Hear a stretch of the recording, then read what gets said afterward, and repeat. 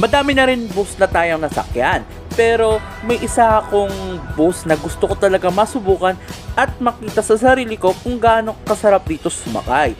Dahil dito, napakasulit na, napaka-enjoyable at syempre, kung maiinit ka, hindi ka mapapatalo.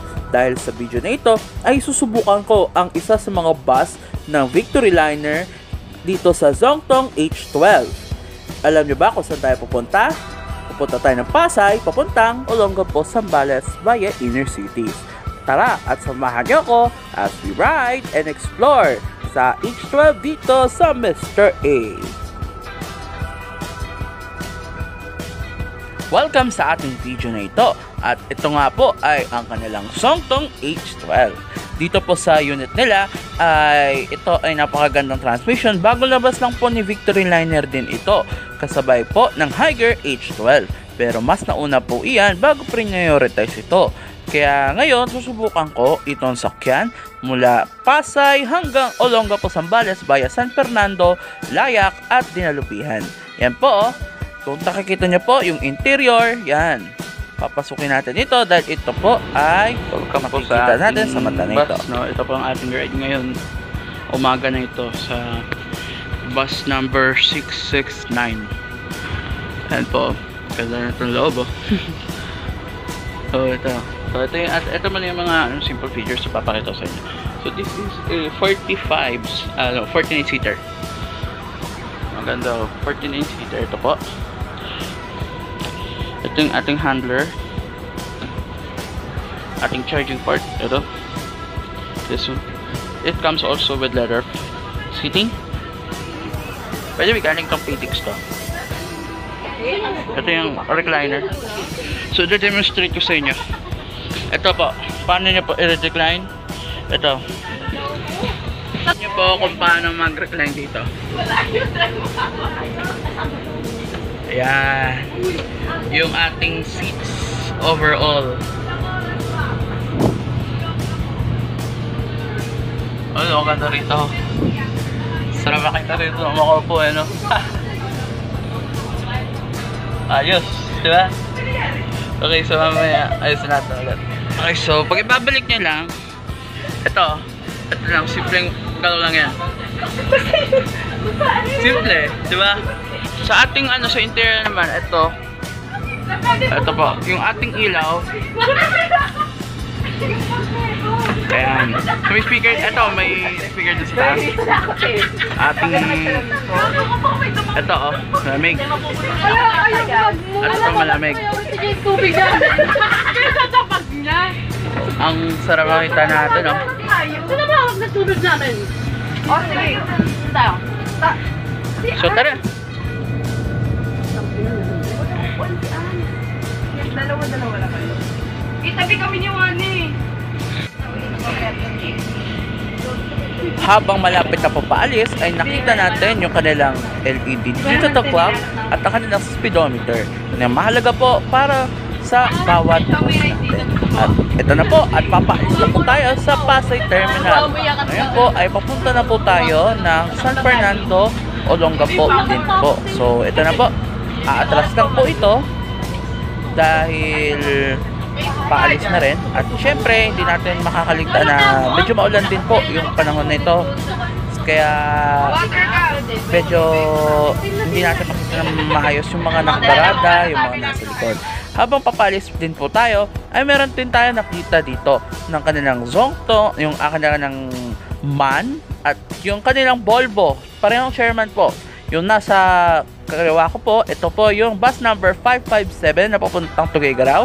At ang kanilang nasa kanan ay ang bus number 7048 na Chairman papuntang Baguio. Yan po. At nakaalis na po sila. Nakaalis na po yung bus na sinasakyan natin.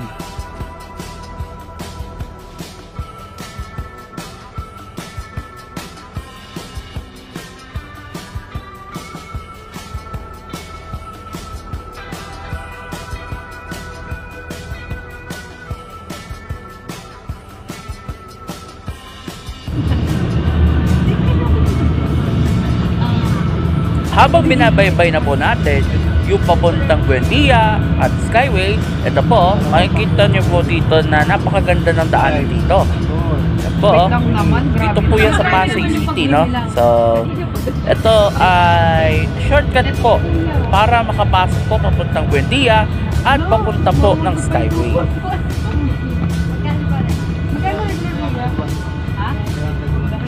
Wait lang, kuya.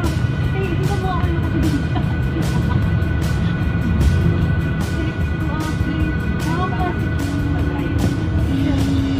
yan na.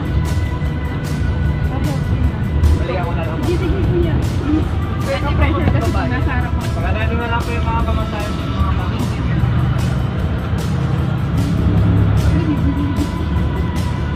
Kasi pupunta ka sa bahay. Habang nasa Buendia tayo, ay nag-enjoy tayo ng sound checking dito po sa kanilang makina dahil nakaupo po ako sa malapit sa pinakadulo.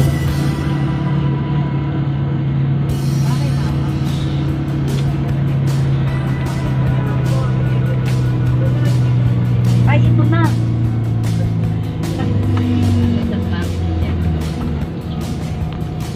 Search mo kasi school ID. At pagliko na po namin ay nasa Skyway na po kami. Papaakyat na po, papapunta at palabas na po ng NLEX na po ito. Hindi na po kami bababa ng Balintawak. At habang binibidyo ko po ay ito nga po, pinapansin ko po yung camera ng LED digital clock at syempre yung fountain dito po sa bandang Magallanes.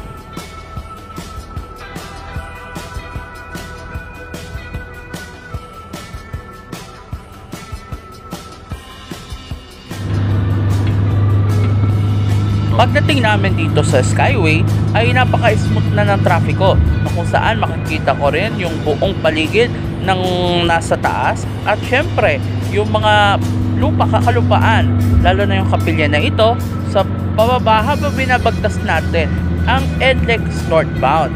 Papunta na po tayo ng NLEX northbound nito at marami din tayong mga nakikitang mga tanawin, mga puno, mga building at syempre hindi rin po mawawala yung daanan dito na kung saan ay short access pass na po ito para makababa po agad sa NLEX at makapagpunta na agad sa tollway padiretso ng Pampanga.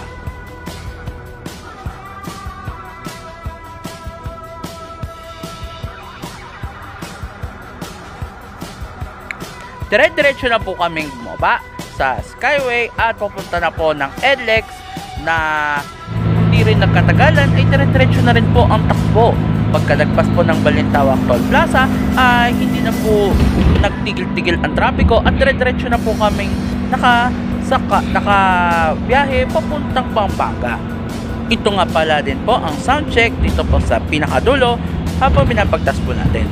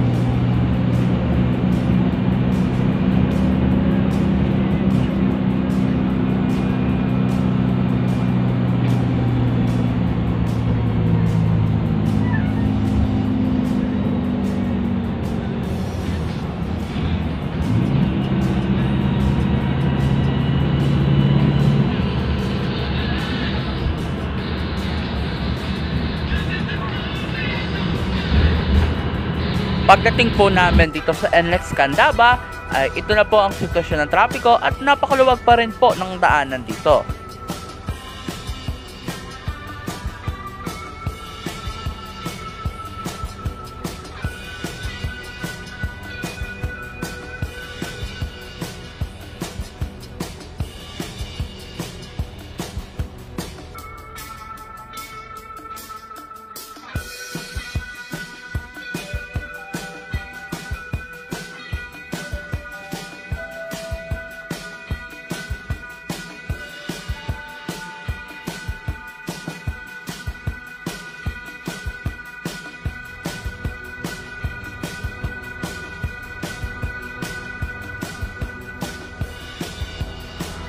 Makalipas lamang po ang ilang minuto ay nandito na po kami sa San Fernando at hindi ko na po nabigyan ng pagkakataon na makapag-picture or makapag-video dito, kaya pinicturean ko na lamang ang aking unit at yung mga nakapila din dito sa San Fernando, Pampanga.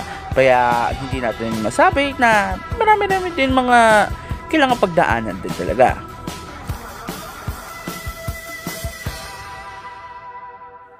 Pagkalipas lamang ng 20 to 30 minutes na break ay umalis na din kami agad at dumiretso na kami ng pupuntang Zambales, Olongapo. Kaya makikita po ninyo ay napakaluwag pa rin ng papuntang kalsada dito po sa bandang Bacolor na po ito. At yan po, napakaluwag ng trapiko na may kasamang init na araw. Yan po, ang luwag. Yung pangadaanan dito ay marami na rin dito makikita magaganda dito.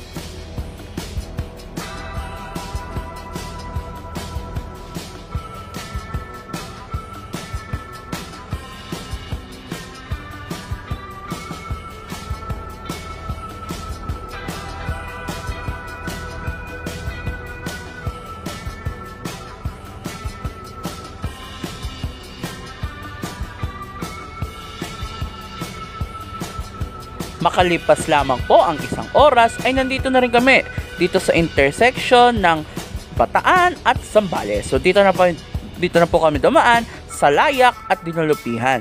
So dito muna tayo magbabaybay dito sa Layak, no?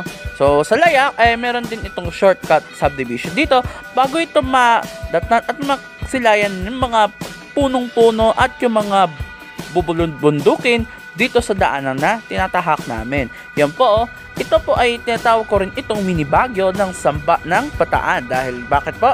Yung kanilang daanan dito ay parang kasimbolo din ng pataas pababa dito sa Baguio City. Kung may mga napapanood na kayo sa video nito na paano umakyat at bumababa ng Baguio City, sumasakay lamang ng bus, ito po yung best view din po. Almost similar lang din po sila, pero dito, ito po yung pananapambato ng Baguio Road dito sa Bataan.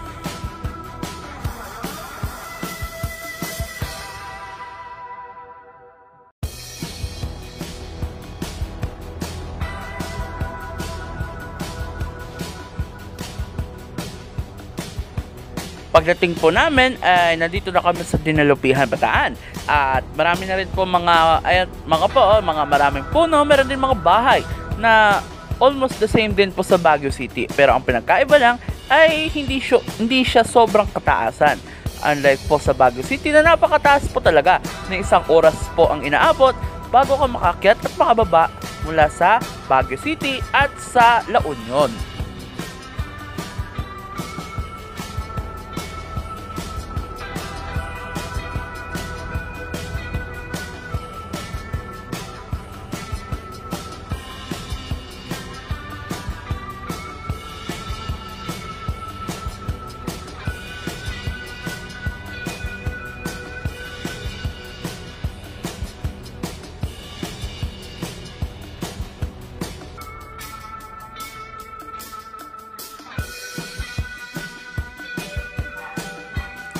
Habang patuloy po namin binagbagtas ang Dinalupihan, Bataan, papuntang Olongapo, isang bayan na lang po iyan, at papuntang Olongapo na po ito, ay meron kami mga nasisilayang mga bus dito. Kaya kung mapapansin po ninyo, ay ganito rin, zigzag road, ay pagkakaparehas lang din po yan sa Baguio City na papuntang La Union.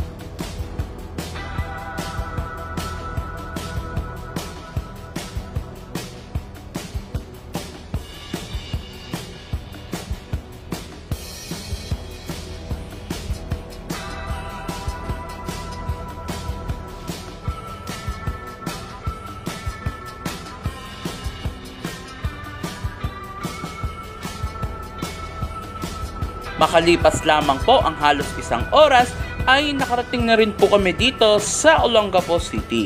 Hindi ko na po na-picturean po dahil nung araw na yan, hindi ko na rin po magandang makuhaan ito.